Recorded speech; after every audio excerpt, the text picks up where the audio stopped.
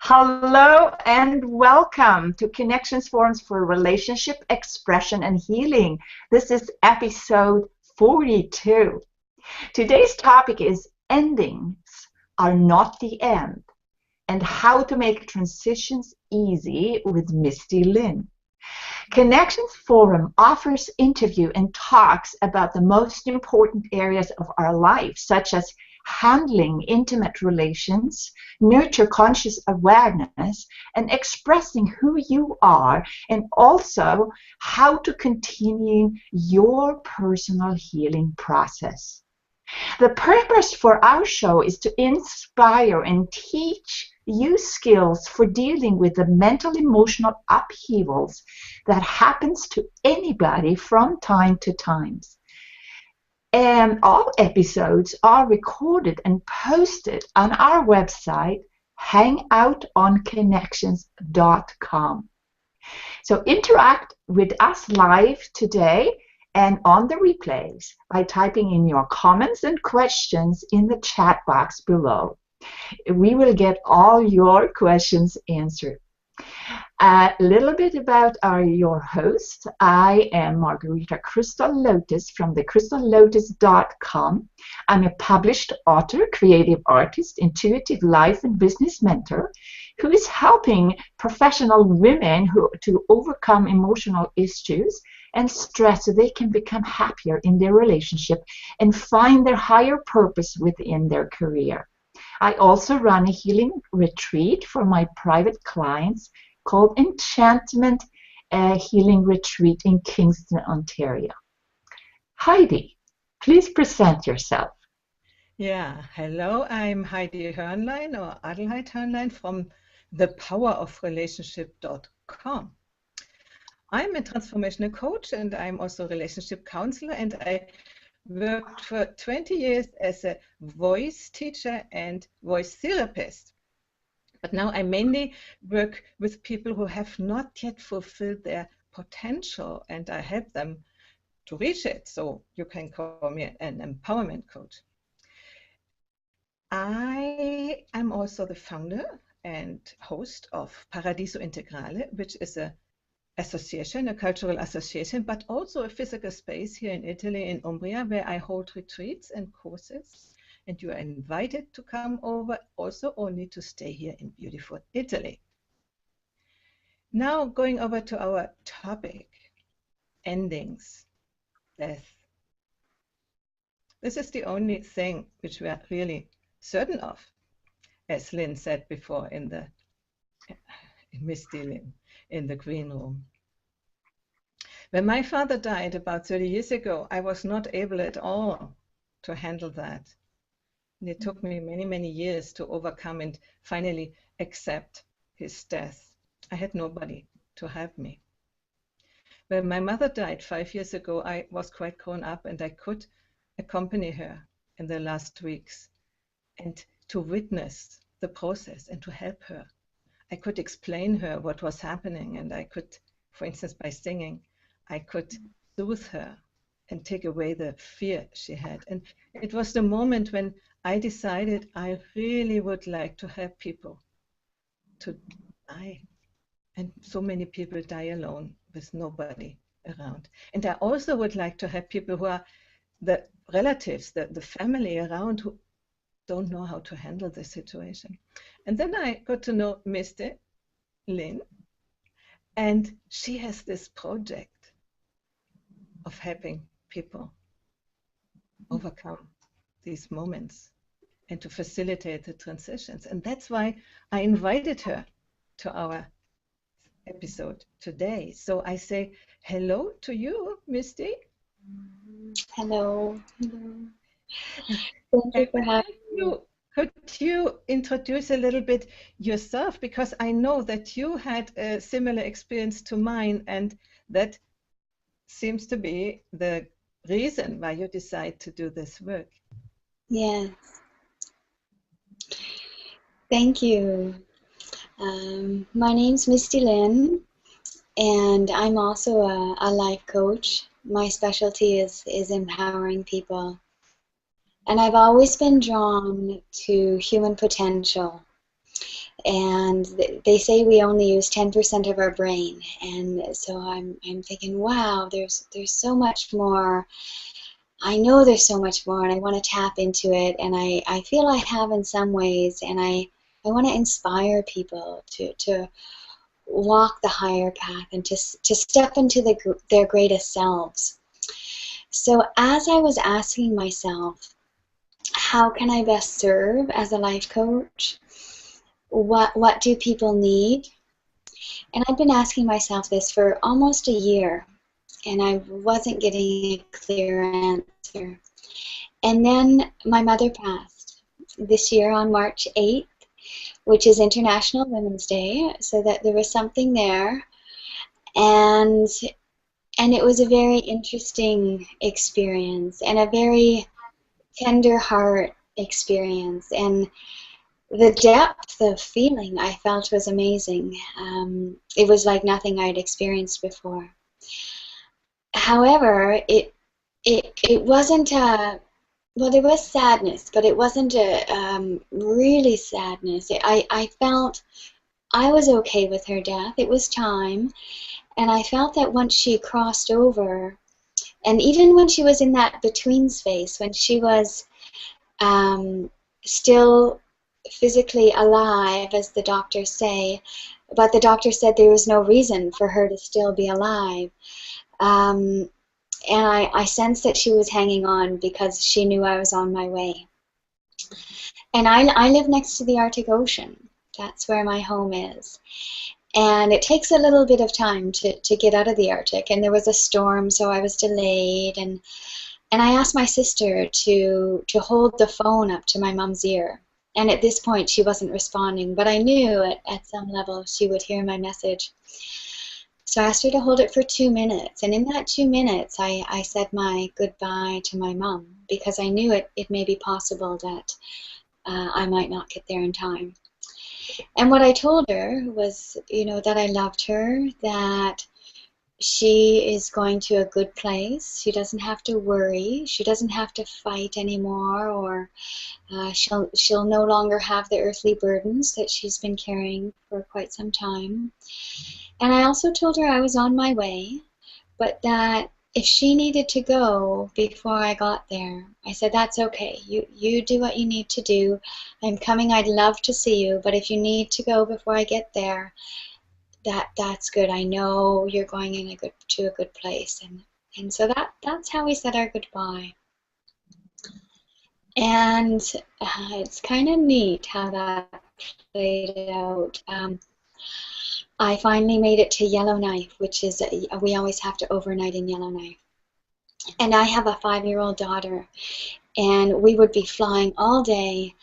And then when we got to the hospital at about 9 or 10 at night, this would be my time to say goodbye to Mom. And I knew my 5-year-old would be very, very tired. And so I was thinking this in the shower. It was an hour to get on the plane. And when I got out of the shower, I got a phone call that Mom passed. When I was thinking of it, I didn't know how to solve the situation. And I really sensed that Mom solved it. That she's like, okay, I hear you, Misty. And I'm going now. So that's, I guess the reason I tell the story is because I felt connected to her, and that it was a peaceful passing. And through this experience, after that, I've been called to talk about death and dying, and to help people come to a place where they're okay with it. This is wonderful endeavor, no? Because in our society, death, we try to see it as an accident we better avoid. And if it happens, sort of, we bring the people in the hospital or far away so that we are not concerned with it. And in my experience, we miss a moment of grace. We miss a moment of self-knowledge also. Mm-hmm. And we miss a moment, a sacred moment really, for me, witnessing the death of my mother, it was really a sacred moment. And not only a moment, it was for 2 or 3 days. My mother was still at home for 3 days. Mm-hmm. It was so an experience which I really, wouldn't miss. And it helped me really to understand that death is not horrible as everybody thinks.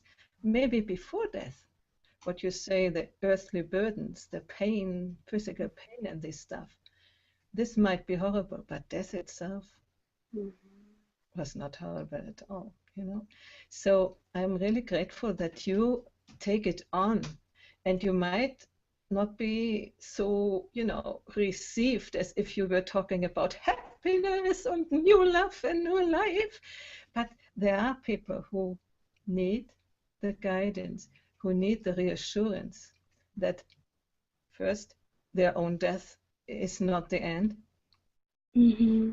and not something really disastrous. It's just what is at the end of our lives, and better to think about it before and not get surprised in the last moment. Mm-hmm. Oh, I can tell you a story about that. One of my former partners, he passed away was December last year. And, when he was in the hospital for another reason, and somehow I sensed, today I have to go and see him. And when I came, he was like this in the bed and tried to want to come out. He obviously had a stroke. He couldn't talk anymore. And he was fearful. I saw his eyes, in panic, in complete panic, because he didn't, in all his life, prepare himself to death. He was already 80, but I knew him quite well. I stayed with him for many years, and he never wanted to know about it. And then he was sort of caught in a moment, and he didn't know how to handle it. And his present partner, she didn't either. She was, oh, what happens to me, and how can I, blah, blah. It was all about her. And so I took the chance, and it was part of my commitment to help people. I took the chance to go to the hospital almost every day, and I stayed there for 3 or 4 hours, and I just calmed him down. When people are in the hospital and they cannot talk, they are considered sort of stupid. People talk to them and talk over them, and they touch him without telling them that they will do something with them. And every time I noticed there was this fear, what is happening to me, And so when I was there, I always was telling him, now the nurse will come and she will do that and they will do that, and this noise now comes because blah blah blah blah blah blah. So I sort of explained him what was going on. He still could hear very well, he still could understand very well, but he couldn't react anymore. And most of the people think, well, he's gone, he's not. Yeah. So yeah, this was a strong experience, and I think I could calm him down, and I also told him that this is now the end, and that he better accepts it, that he can be peaceful when he accepts it and that it's not horrible, that it's good. And I really felt from day to day he was happy to see me. I mean, I could see it only in a twinkle of an eye or something. He could not say anything, and even not move in a coordinate way. So, but I felt it. I felt that he recognized me and that he was happy that I could calm him or reassure him. I think this is the right thing. So I'm wondering, is it something like that you have in mind? Yes, and it's interesting because I've written a little report, and it's on my website, but it's what to say and do when a loved one is dying, and you hit on a number of things that I mentioned in the report, and it's for me, there's no right or wrong thing to say and do, other than being heart-centered and being present and being mindful. One of the things you mentioned was pretend. I think many of us pretend because death is so in the closet and taboo. It's kind of like, yeah, it's one of those taboo things that people don't talk about.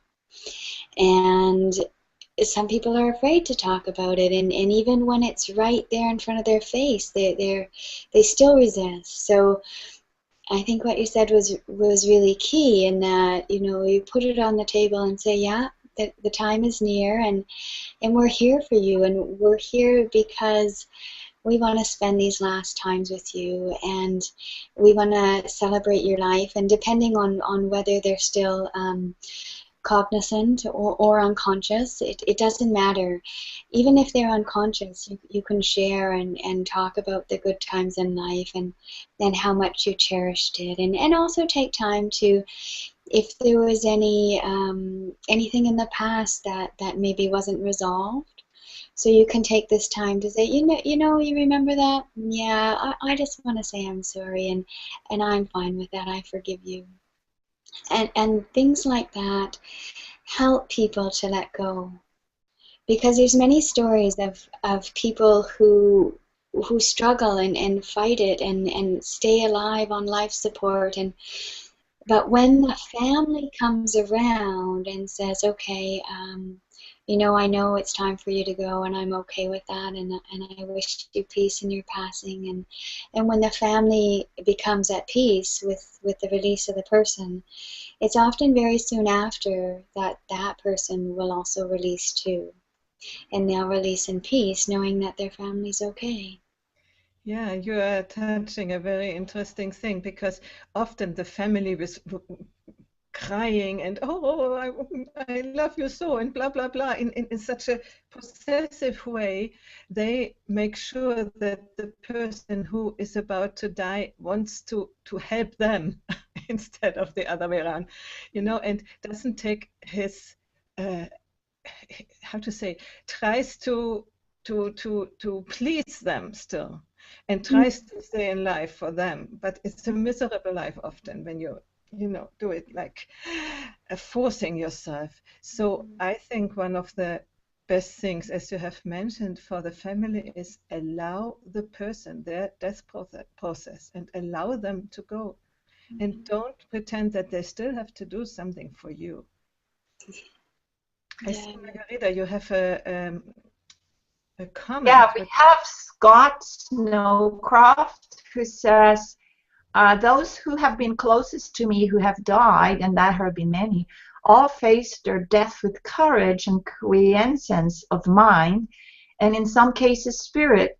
This has helped me to remove the string of fear of death for me. And as for loss, well, that's when grief becomes your friend to be celebrated, and then give all the time it needs. I think that was a very good comment from Scott there.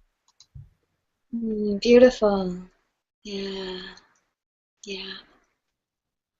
And the grief period that's the new website I'm developing, Bittersweet Blessing. I think what Scott says touches on that, because it is bitter and it feels nasty at first, but when we allow ourselves to go into those deep feelings, for me it was like someone or something was massaging my heart and touching places that had never been touched before. And it was such a tender feeling. I was, wow, just, I think it's part of being human. I think it's part of our human experience. And I think it's wonderful. But I think to allow ourselves to get to that wonder and awe that Scott touched on, the beauty of grief, is we first need to do some shifting in our thoughts about how we perceive death and loss. And I think when we come to terms with loss being a part of life, and come to reframe that and see loss and endings as an opportunity to do a deep dive on the inside and really come in touch with these beauty spots that are part of being human, that's what I'd like to help bring people to. We have also a comment from Sheila Hensley, and she said that the end of feeling a bit guilt that I'm not more sad and conflicted. The end of this person's journey seems to be natural to me, but my surroundings do not support that feeling. Yeah. Yeah. I Yeah. can tell you a little story about that. I mean, first thing, Mark reminded me that today is the commemoration of his mother, who died in the age of 100. Oh. I mean, 100, you would think it is okay, and it is okay that people die with 100 years old. On the other hand, it is still a loss, you know. As a person, you lose your parent, even if you didn't, have a relationship as a parent, but it is a part of your life which is really falling apart. Or how do you say? It's not falling apart, which is over, you know. Now you don't have parents anymore. Now you finally have to be adult. And it's the same if you are 20 or 50 or 70 or 80, you know. It's always the same step. And what you talked about before, Misty, but I think it's so important that we allow ourselves the grief, the mourning process, go completely through it, because it's exactly what I didn't do with my father 30 years ago. I sort of pretended he's not here and I might see him later, you know, it's just not at home when I come home. And this has kept this loss in such a strange suspension, you know. It was never closed, this period of my life, and it took a lot of work and a lot of time, because later it is so much more difficult. And so it's better immediately when whatever loss you face, and if it's death or it's a loss of, you know, your career or your property or whatever it is, to respond immediately and go through the process. Yeah, and the other thing, what I still wanted to say, where I began to talk about, Mark's daughter died about a year ago of cancer, and she was only 32. And he went there also to the funeral. We were there before and were with her in her last time. Also, she died 2 weeks after I left. Mark still went there for the funeral. And he said he was the only one in the family who said, it is okay. It's okay that she died. She has done what she needed to do in her life, and this is okay. And he felt completely alone, because everybody, you know, this is sort of exaggerated. Oh, it is something special that the young person dies, and you know, it's I don't know how to name that, you know. Yeah. What would you think about that? Well, I think, and this is just my thoughts, I'm just one person walking the earth, but I think that we are socially conditioned to have fear and darkness around death. And I think it's just something, someone thought of it and someone believed it, and a lot of people believe it. So I think people just go there because that's what they think they're supposed to do. And I don't know, this is a sense I have, but I sense for myself, because I came to terms with death and dying at a young age in my 20s. I had an aha moment, and it was like, if I can become okay with myself dying, then that's pretty cool, because it means that, number one, I'm okay with myself and who I am and what I've done. And number two, I'm okay with others. So people in my life, if I've done any harm or if harms have been done to me, I'm at a level of forgiveness of self and forgiveness of others. So for me to be okay with my own death is a wonderful thing, because it means I'm okay with my life. There's no resentment or anything I have about others. So I thought, that's very cool.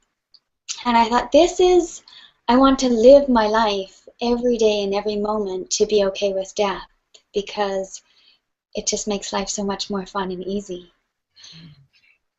Uh, yeah, yeah, and I think sometimes it's hard. So me coming at it from this perspective, and then experiencing my mom's death, and I found there was a few catchphrases that people use around death, and they're, I'm sorry for your loss, and a few other ones, but very similar, and that's about it. And for me, that was a very poor reflection of the depth of feeling I was experiencing. And that's part of why I'm on this journey to bring death out of the closet, because I feel that culturally and as a society, we're really babies when it comes to death. So I want to really put it on the table and get people exploring it, and allow them to have experiences other than this, what we most experience, I guess. Yeah, and I really appreciate the last person's comment, and Heidi, you touched on that, and it's true, and I think also there's this mass or following the mob mentality, because if 80 or 90% of the people in the room are acting one way, but you're having a different experience, it takes a strong person to speak to that, and I feel happy that Mark was able to say I'm okay with it, and that it's okay. And I think the more people who speak out about this, and I've talked to a lot of people who've experienced this and are okay with it, I think that frees up others to also perhaps change how they experience it. Yeah, and you say an important thing, the fear, we know psychologically, you fear the things you don't really know. Yes. And as soon as you get to know them, you don't fear them anymore, because you know them. And as long as people don't see death, try to get it out of their eyes, never witness it, this makes the fear even stronger, But if they, like we have the courage, or it was not even courage, it was just an urge to be there, the desire, and to see what it really is, then the fear melts away. Yes, it does. It does. It really does. Margherita, what is your experience? I'm thinking of an experience I had myself. It was when I was a teenager, and we were out on the summer cottage. It's at Archipelago and outside of Stockholm in Sweden, and we stayed at a friend's house there and played with their kids. And I'm the oldest one. I was maybe 15, I don't know, something like that. And the other one was younger, and we were very used to swimming. So we had the swimming contest to go underneath the water and see if we could swim to the other side of the little inlet there. It was maybe 300 meters over to there. So that was quite a long for a kid, right? So being the, super achiever always, so we started, I was thinking, now I'm going to swim and swim and swim. And after a while, when I was swimming under the water, I was thinking, I need to go up now. And then what happened was I hit the head on the bottom at the bottom of the ocean there. It maybe was 4 meters deep or 3 meters deep. And then I was there like frozen in the moment, and it's like I got to meet the intermediate state actually there in that moment, because there was like flashes of episodes in my life that flied beside my eyes. And then all of a sudden, as that happened, some voice said, Margherita, you need to go up now. Oh, okay. So then I swam up, and I was almost to the other side of this little inlet. And I saw my siblings. They were extremely worried. I'd been away far too long. So I swam back, and so that was sort of a meeting with death. And after that, I really did not fear death. I feared being ill or injured, something like that. But death itself, I was like completely erased. And then when my grandmother died,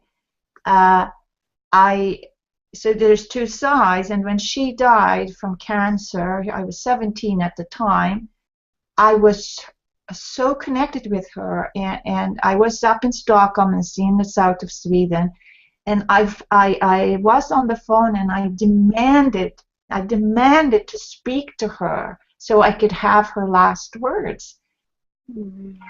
On the other side, okay, we'll let you do that, because there's a big family, right? And I got to say to my grandmother, I could hear her speak, and that was like a huge relief to me, because I knew she's there with me. I know she's going to be fine. She's just transitioning, and she is my guide to me, I think. She's never left my heart, I could tell. And that's so reassuring, because it heals so many fears. So I just wanted to share that with you guys. So what do you say about that? Yeah. Oh, there's so much there. It's a rich story. I've spoken to a lot of people since my mom's transition, and who've had near-death experiences, and all of them are beautiful, brilliant stories. And when they talk about being on the other side, for lack of a better term, it's always described as the most blissful, wonderful state, like more than we've ever experienced on this earth. And one woman in particular, she was pronounced dead. So she spent a good chunk of time over there, and she met some beings on the other side, and she was given a choice to go back or not. And she was 100% set to stay until she was shown what would happen to her daughter if she chose to stay. And she said that at that moment, there was such a strong pull on her heart that the next thing she knew, she was back in the hospital room, and she continued her life on earth. And what's interesting about her story is that she was raised as in a strong Catholic family, and she had always feared death because she'd made some mistakes in her life, as we all have made mistakes in our life. And from that time on, she no longer feared being punished for mistakes she had made. She knew that once her time on earth was done, she would be going to, I think she may have described it as it was like returning home, returning to that sense of deep peace that we may sometimes touch on while we're here on earth.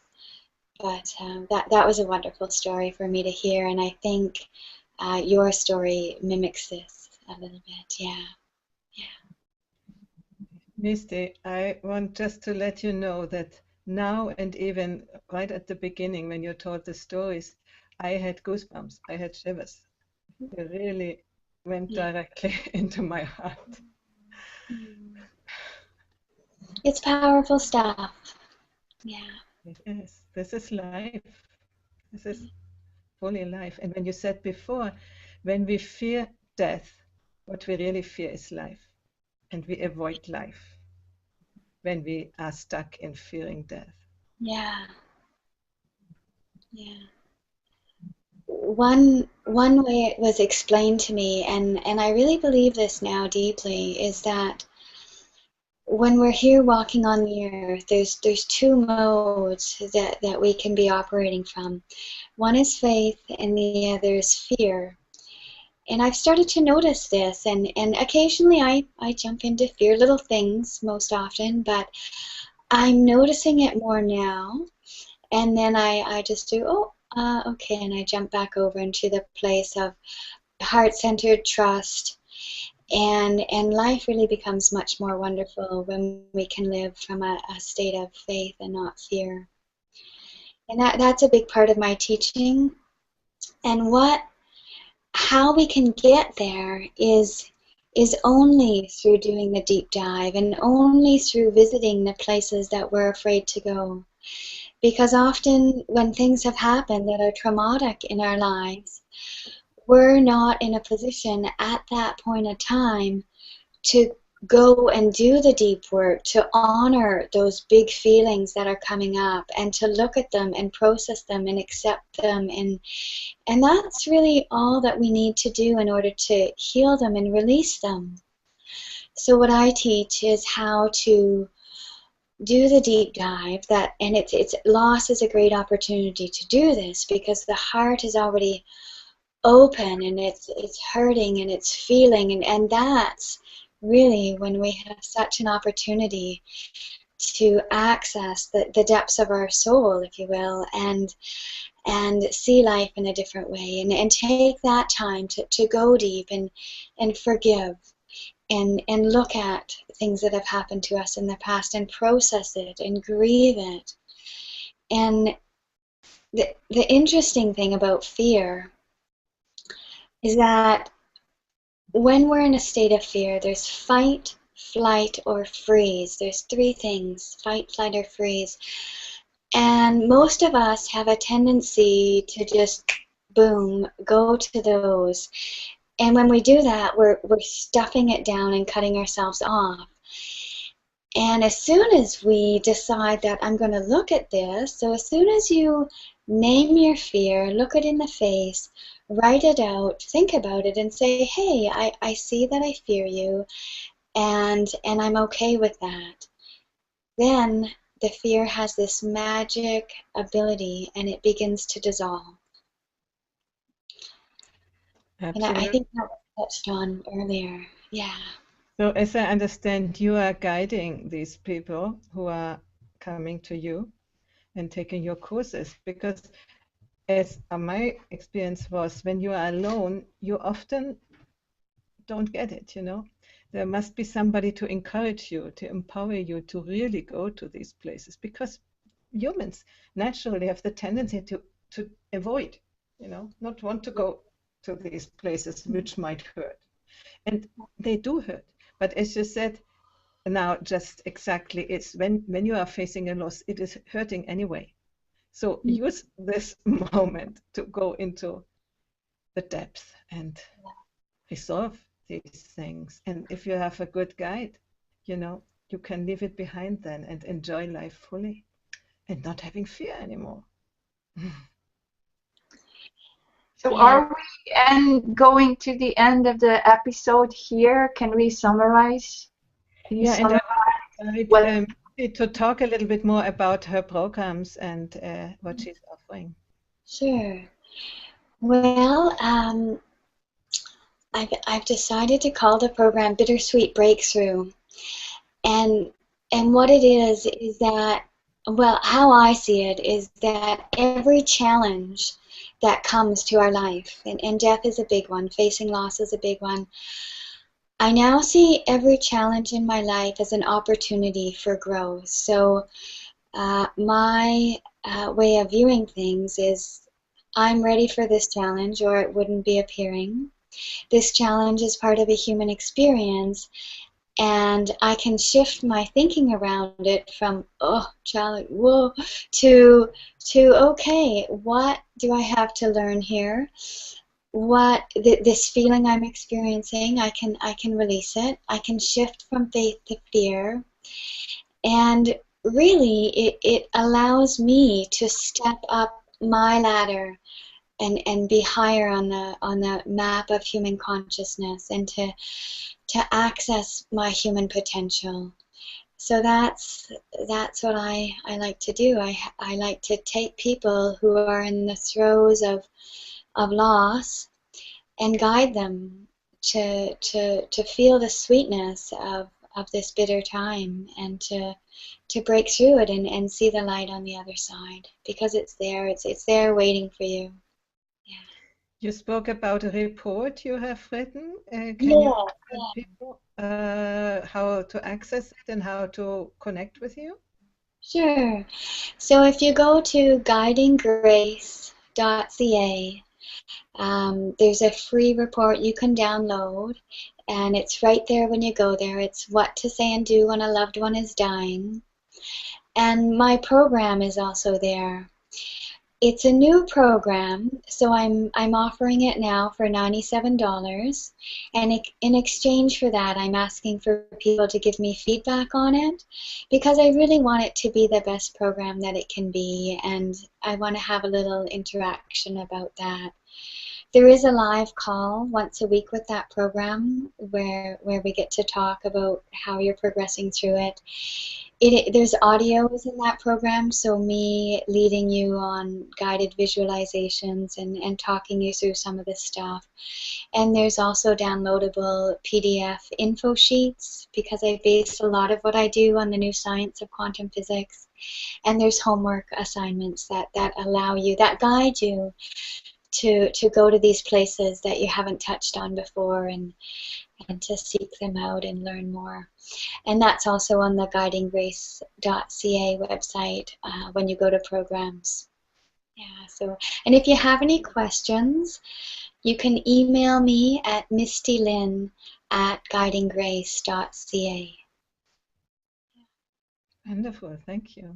I'd love to connect with people. It's all about connections, Heidi, and that's about that. Yeah. That's why our transmissions are called Connections Forum. Wonderful. So we have to wrap up. What is your takeaway? What is the Margherita? You are asking always, what is your takeaway? So I ask you first. Okay, so my takeaway is that it's really a great courage, Myste Lynn, to actually step out and actually offering this program, because I think it's really needed. And if people can complete their fear of their own death, like you said, they are not going to fear to live their life. And when the loved ones die, these people can have a greater understanding and forgiveness for actually that person dying, and be better prepared. So that is a very amazing thing. Thank you so much for being here. Thank you. So, and your impression of our time together? Oh, I really feel blessed. I feel blessed that to have had this opportunity. I think you're wonderful interviewers, because I was able to go much deeper and explore more than I thought I was capable of. So you've created a wonderful forum here.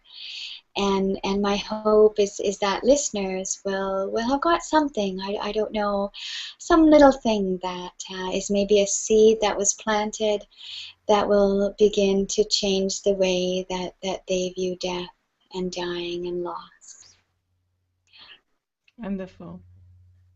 And my takeaway is that I really was touched deeply by the way you speak and you present what is on your heart. And I'm committed to support you and to collaborate in some way with you. And we will have other shows, I'm sure about that. And, just let people know this is something, a new experience when you open up to reality of life. It is not the money or whatever, it's such a much deeper thing. And you can access by these experiences and by going through completely and not trying to hide. And what did you say? Fight, flee, or freeze. Yeah. Let alone these things and go right through it. And you are, I think you are the perfect person to guide people. I really like your approach, and thank you. And we will see again. Oh, and the last thing, Myste, please leave your addresses here in the comment area, so where people can go and find you and find the report and everything. Okay? Okay. Okay. Thank you. Bye. Thank Thank you. you. Bye-bye.